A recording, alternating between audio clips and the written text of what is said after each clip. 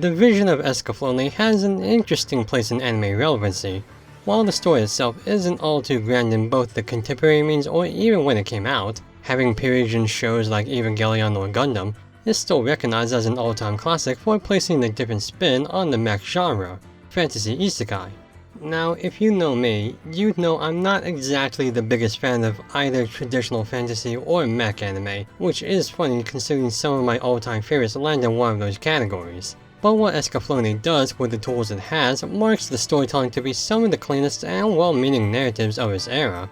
A track and field runner, Hitomi, is prepared to confess to her crush when she literally runs into a boy with a sword who just appeared in front of her. The boy, named Van, is there to fight off a dragon which quickly attacks Van, Hitomi, and her friends. After Hitomi gets a precognition of the dragon's attack, Van successfully slays the creature and prepares to go back where he came from. However, in anime fashion, Hitomi is transported with him to his planet of swords and giant robots. And so, now caught between the warring kingdoms of this planet, Hitomi uses her newfound future sight ability to help guide Van and his giant robot Escaflowne to victory so that she may return home hopefully sooner rather than later.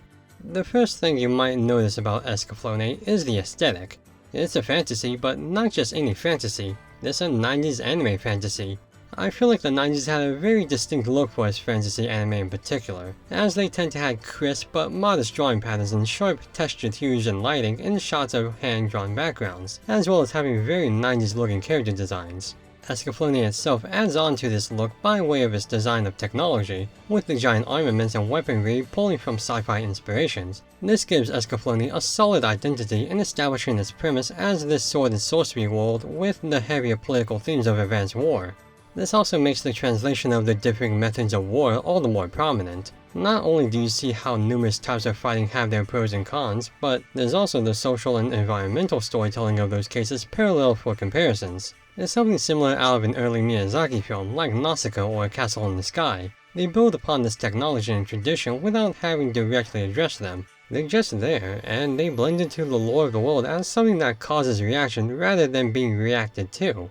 In that nature, the characters are reliably strong viewpoints. Hitomi's one of those characters that feels like an outsider at first despite being the protagonist, which does make sense. She is in a different world after all, but gradually earns her place as an irreplaceable ally. I didn't think I'd like Van, and he can be annoyingly stubborn in a cliched way, but he also grew on me as a courageous and persistent fighter. Plus, it is kinda cool seeing how he and Escaflowne are literally connected by a blood pact, showing how much he and his world truly rely on technology. If I did have a minor nitpick, and I really mean minor, is that the story's pretty cut and dry. It's not predictable per se, but it has a clear storyboard and a pretty point A to point B narrative, which isn't bad. It's still well paced and well told. It's just that the themes of war have been told before through these means. But again, you can give it leeway as they've rarely been told through these means, as a sci-fi isekai fantasy. But a major praise I would love to give are these shots.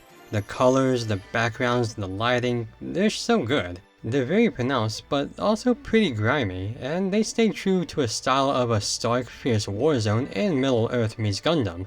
Many isekai nowadays pull in technology and science fiction to their worlds, and while those tend to vary in terms of quality and cleverness, Escaflowne did it to near perfection. Its gripping story ties their mechs to their pilots, but they are not the story themselves, unlike some shows like the smartphone anime or the cheap powers of other MCs. It's funny because Escaflowne's prominence now is not what it used to be amidst the sea of its successors, and that's kind of a shame.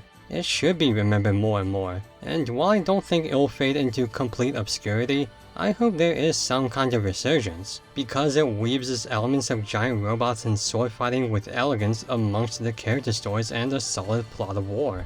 If you haven't seen it yet, I highly recommend you gear up for an enlightening time.